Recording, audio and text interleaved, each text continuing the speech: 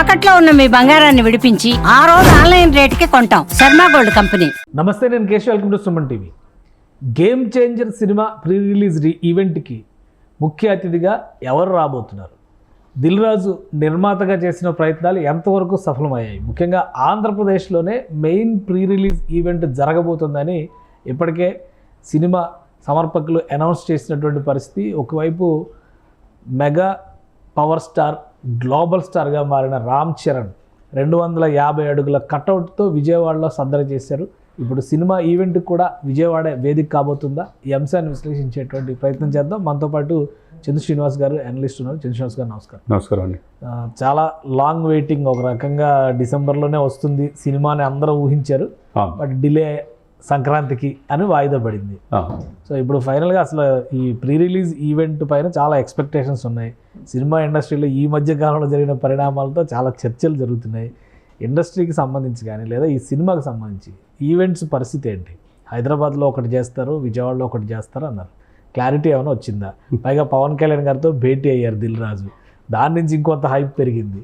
So ఏం జరుగుతుంది? ఫైనల్గా ఏం డిసైడ్ చేశారు? ఇది ఎప్పుడెప్పుడు అని ఎదురు చూస్తున్నారు. నిజమే, మీరు చెప్పినట్టు ఉభయ తెలుగు రాష్ట్రాల్లో ఒక వాతావరణం, పండగ వాతావరణం, సంక్రాంతికి అంటే ముందే ఒక పండగ వాతావరణం కనపడింది. ఆ ఇదిలో భాగంగా మీరు చెప్పినట్టు ఇప్పుడే ఇంతకుముందు వచ్చిన సమాచారం ప్రకారం పవన్ కళ్యాణ్ గారిని, ఆంధ్రప్రదేశ్ డిప్యూటీ సీఎం గారిని దిల్ రాజు గారు కలవటం, కలిసిన తర్వాత ఏం మాట్లాడుకున్నారనేది ఒకటి. కలవటానికి అంతరం ఏంటనేది మొన్న చెప్పారు.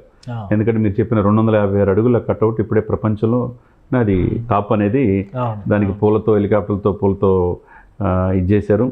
తర్వాత దానికి సందర్భంగా దిల్ రాజు గారు కూడా ఎప్పుడూ మాట్లాడిన విధంగా ఇంకొద్దిగా కాన్ఫిడెంట్తో మాట్లాడు. 450 కోట్లు పెట్టి ఈ సినిమా తీసాం, మీరు సరికొత్త రామ్ చరణ్ సంక్రాంతికి బంపర్ హిట్ కొట్టబోతున్నాం అని చెప్పారు. ఆ దిశగా ఎవరికి లేని అభిమానులు మెగా ఫ్యామిలీకి, అటు గ్లోబల్ స్టార్ కావచ్చు, రామ్ చరణ్ గారు కావచ్చు, ఇటు పవన్ కళ్యాణ్ గారు, చిరంజీవి గారు, మొత్తం అభిమానులకు పండగే అని చెప్పారు. ఎందుకంటే ఇంత భారీ బడ్జెట్ దిల్ రాజు గారి ప్రొడక్షన్లో ఫస్ట్ టైం 400 నుంచి 450 కోట్లు. అదే బహుభాషలో తీస్తున్నారు. అందులో దర్శకుడు కూడా మనం మొన్న కూడా చెప్పుకున్నాం, క్రికెట్కి ఆరాధ్యం సచిన్ ఎలా అనుకుంటారో 30 ఇయర్స్ రికార్డు తెలుగు సినిమా ఇది. భారతీయ సినిమాకి శంకర్ అటువంటి వ్యక్తి. సమకాలీన పరిస్థితులపైన సామాజిక చైతన్యం కోసం అనేక సినిమాలు తీసిన వ్యక్తి. స్ట్రైట్ మూవీ ఇది గేమ్ చేంజర్. ఇది ఎలా ఉండబోతుంది అనేది డిస్కషన్ జరుగుతూ ఉన్నది. ఇకపోతే జనవరి మీరు చెప్పినట్టు అభిమానులకి తీపి కబురి అందింది అనుకోవాలా. 1వ తారీఖేమో ట్రైలర్ అనేది హైదరాబాద్లో లాంచ్ చేయబోతున్నారు. ట్రైలర్ లాంచ్ అది. ఇకపోతే ముఖ్యమైనది ఏంటంటే పవన్ కళ్యాణ్ గారు, ఆయన అబ్బాయి కోసం బాబాయ్ ఎంటర్ అయినట్టుగా. బాబాయ్ అంతకుముందు రాజకీయాల్లో అప్పుడు సక్సెస్ సినిమా నటుడిగా ఉన్నాడు. ఇప్పుడు రాజకీయాల్లో సక్సెస్ అయ్యి ఆంధ్రప్రదేశే కాకుండా దేశవ్యాప్తంగా భారత రాజకీయాలని శాసించే పరిస్థితిలో ఉన్నాడు. అటువంటి వ్యక్తిని చీఫ్ గెస్ట్గా పిలవటం అంటే అందరికీ యాంగ్జైటీ. అంటే ఆయన కూడా చెప్తున్నాడు, చరిత్రలో కని విని ఎరుగని రీతిలో ఈ ఫంక్షన్ ఉండబోతున్నాడు, ఆయన పిలవబోతున్నాడు. అది మార్నింగే కలిసి చాలా డిస్కషన్ చేసుకుంటారు. ఏపీలో ఎక్కడ? విజయవాడలో డిసైడ్ చేసి విజయవాడలోనే జనవరి 4 కానీ 5 కానీ జరగబోతుంది. ఎందుకంటే 10వ తారీఖు ఇది ప్రపంచవ్యాప్తంగా రిలీజ్ అవుతుంది కాబట్టి దానికి ఆ ఫ్లేవర్ ఉంటుంది అనమాట. కాబట్టి ఇది ట్రైలర్ లాంచ్ చేసిన ఒక 3-4 రోజుల తర్వాత ఈవెంట్ ఉంటుంది. అంటే వారం తర్వాత సినిమా అంతే. అంటే బోత్ 2 స్టేట్స్లో ఈ యొక్క హైప్ అనేది క్రియేట్ అవుతుంది. అందుకనే మొన్న పుష్ప ద్వారా మనం చూసాం, అనేక వివాదాల నడుమ ఆ సినిమా ఇదైంది. దానికి కాకపోతే ఎగ్జిబిటర్లు కావచ్చు, వారు ఓవరాల్గా బెనిఫిట్ షోలు ఇచ్చారు. ఇక్కడ పర్మిషన్స్ ఇచ్చారు టికెట్ రేట్లు పెంచుకోవడానికి. దానివల్ల 280 కోట్లు లాభం వచ్చింది ఎవరికి? నిర్మాతలకి. కానీ మిగతా డిస్ట్రిబ్యూటర్స్, మిగతా వాళ్ళందరూ కూడా చిన్న సినిమాలు మిగతా బతుకు ఇట్లా పెంచితే అన్నాడు. సరే, ఆ తర్వాత పరిణామాలు మనం చూసాం. బెనిఫిట్ షోలు రద్దు, స్పెషల్ షోలు, టికెట్ రేటు కూడా పెంచమని చెప్పి ఇక్కడ ఈ ముఖ్యమంత్రి గారు చెప్పారు. ఇదే సమయంలో అక్కడ ఉప ముఖ్యమంత్రి గారిని దిల్ రాజు కలవటం. మరి ఏం డిస్కషన్ జరిగింది అంటే బెనిఫిట్ షోలు ఏమి అడుగుతున్నారా, లేకపోతే టికెట్ల రేట్లు మొన్న అడగంగానే అడగకుండానే ఇచ్చినట్టుగా మనం చూసాం.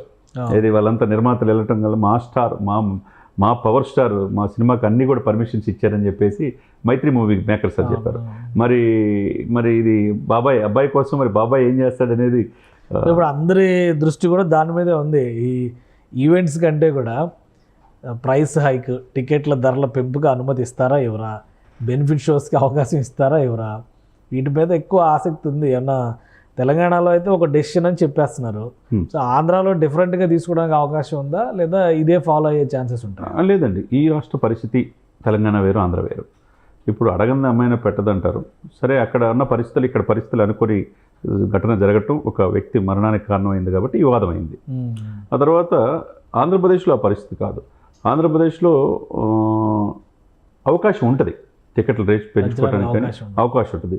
అది బెనిఫిట్ షోలు కూడా రామచంద్ర గారు కూడా అంటున్నట్టుగా తెలుస్తుంది. బెనిఫిట్ షోలు ఏంటంటే ఫ్యాన్స్ అభిమానులు ఎవరైతే మనకి దశాబ్దాల తరబడి అటు మెగాస్టార్ గారిని కావచ్చు, పవన్ గారిని కావచ్చు, చిరంజీవి మెగా ఫ్యామిలీని కావచ్చు, మనల్ని ఇష్టపడి వాళ్ళు నిలబడ్డారో వాళ్ళకి బెనిఫిట్ షో ఫ్రీగా వేసేసి ఏదైతే వచ్చే మినిమం వచ్చిన డబ్బులు ఉంటే అదే ఓల్డ్ ఏజ్ ఒకప్పుడు చేసేవాళ్ళు. కేశవ్ గారు మీకు కూడా తెలియదు కదా, ఇవన్నీ సర్వీస్ కోసం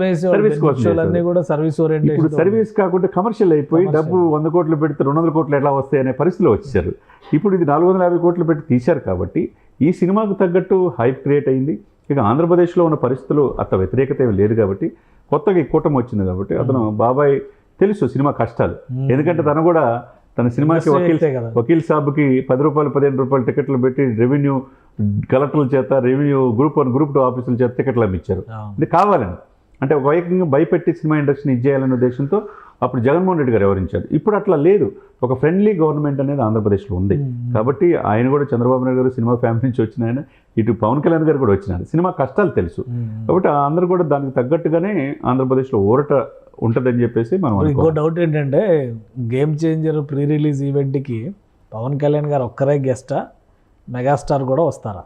లేదండి, అదే సమయంలో హైదరాబాద్లో వేరే ఈవెంట్కి ఆల్రెడీ మాట ఇచ్చారు. ఆయన ఆప్తా సమావేశాలకి 4వ తేదీల్లో ఆయన హైటెక్స్లో పాల్గొబోతున్నాడు. ఆయన వాయిస్ మీద అదే వీడియో కార్డు సందేశం కూడా వచ్చింది.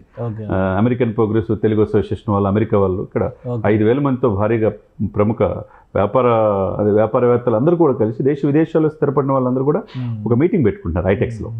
దానికి చీఫ్ గెస్ట్గా ఆయన వస్తున్నాడని తెలిసింది. కాబట్టి ఇదంతా కూడా పవన్ కళ్యాణ్ గారు చీఫ్ గెస్ట్. ఆంధ్రప్రదేశ్లో గేమ్ చేంజర్ జరిగిపోయే ప్రీ రిలీజ్ ఏదైతే ఈవెంట్ ఉందో దానికి పవన్ కళ్యాణ్ గారు చీఫ్. గేమ్ చేంజర్తో అన్న తెలంగాణలో గేమ్ మారే అవకాశం ఉందా? అంటే ఏ విధంగా అంటారు? ఈ టికెట్ల ధరల మీద వాటి మీద, ఎందుకంటే దిల్ రాజు గారు అటు ఇటు కూడా 2 వైపులా బ్యాలెన్స్ చేసుకుని వస్తున్నారు. ఇప్పుడు మధ్యలో నలిగిపోతుందన్న కావచ్చు, పెట్టుబడి పెట్టింది కావచ్చు, ఒక ఇండస్ట్రీ మీద బాణం థియేటర్స్ అన్ని ఉభయ తెలుగు రాష్ట్రాల్లో ఆయన చేతిలో ఉన్నాయి మెయిన్. అదే సమయంలో ఆయనకి అటు రేవంత్ రెడ్డి గారిని కావచ్చు, ఇటు పవన్ కళ్యాణ్ గారు ఒప్పించాల్సిన బాధ్యత కూడా ఆయనకే ఉంటుంది. ఇన్సిడెంట్ జరిగింది, దాని మీద విచారణ జరుగుతుంది, కోర్టు కేసు పరిగణలో ఉంది కాబట్టి అక్కడ కొంత ఇప్పుడు ఇబ్బందికరమైన పరిస్థితి. సంక్రాంతికి దెబ్బ తగిలింది ఇక్కడ తెలంగాణలో. ఆ పరిస్థితి కంటే ఇక్కడ ఏంటంటే మంచి సినిమా ఇచ్చారనుకోండి కేశవ్ గారు, అది ఎంత పెట్టి తీశారో ఏందనేది కాదు, మంచి ఫీల్ గుడ్ మూవీ ఇచ్చారనుకోండి, సకుటుంబం మొత్తం చూస్తారు. ఆ ఇది ద్వారా మంచి, ఆయన కూడా సుకుమార్ కూడా పుష్ప తీసింది కూడా ఆయనే. దీనికి అమెరికాలో ప్రీ రిలీజ్ ఈవెంట్కి ఆయన వెళ్ళినప్పుడు ఏంటంటే నేను రంగస్థలంలో వచ్చింది అనుకున్నాను నేను. కానీ ఈ సినిమాలో చూస్తే పతాక సన్నివేశాల్లో డెఫినెట్గా నేషనల్ అవార్డు రామ్ చరణ్కి వస్తుంది అన్నారు. మరి ఆ అవార్డులు అంటే ఆ నటన చూడాలి మనం, డబ్బు ఎంత పెట్టామో దాని మీద ఎంత వస్తుంది అనేది కాకుండా ఇది ఈ సినిమా ద్వారా ఉభయ తెలుగు రాష్ట్రాల్లో ఉంటుందని ఎంతోమంది ఆశిస్తున్నారు. ఎందుకంటే శంకర్ గారు కూడా చాలా ఫిస్టేజ్ ప్రాజెక్టు, హేమేలు ఉన్నారు ఈ సినిమాలో. కాబట్టి అది మనం 10వ తారీఖు వరకు వెయిట్ చేయాలి. ఈలోపు దానికి కావాల్సిందంతా కూడా బాబాయ్, ఇక పవన్ కళ్యాణ్ గారి ఇమేజ్ మనకు తెలియదు కాదు. దానివల్ల ఈ పిక్చర్కి పూర్తి స్థాయిలో హైప్ అనేది వచ్చింది. ప్రేక్షక ఆదరణ మంచిగా లభిస్తుందని ప్రపంచవ్యాప్తంగా అందరూ కోరుకుంటున్నారు. రైట్ థ్యాంక్ యూ చంద్ర శ్రీనివాస్ గారు. ఇది గేమ్ చేంజర్ సినిమాకి సంబంధించి ఒక స్పష్టత వచ్చేసింది. తెలంగాణలో ట్రైలర్ లాంచ్ ఉండబోతుంది 1వ తేదీన, జనవరి 1వ తేదీన. అలానే ప్రీ రిలీజ్ ఈవెంట్ ఏపీలో విజయవాడలో జరిగేటువంటి అవకాశాలని 4-5 తేదీలని పరిశీలిస్తున్నట్టుగా తెలుస్తుంది. ఇక సినిమాకి సంబంధించి ధరల పెరుగుదల, బెనిఫిట్ షోస్ పైన కూడా ఒక ప్రణాళికని డిజైన్ చేసేటువంటి పనిలో సినిమా టీం ఉంది. ఇది రాష్ట్ర ప్రభుత్వాల అప్రూవల్ కోసం పంపించేటువంటి అవకాశాలు ఉన్నాయి. ఒకవేళ ఏపీలో కనుక క్లియరెన్స్ వస్తే అక్కడ ధరల పెరుగుదలకి, బెనిఫిట్ షోస్కి మార్గం సుగమం అవ్వచ్చు. అయితే అభిమానుల కోసం ఉచితంగా షో వేయాలనేటువంటి ఆలోచన కూడా చేస్తున్నట్టుగా తెలుస్తుంది.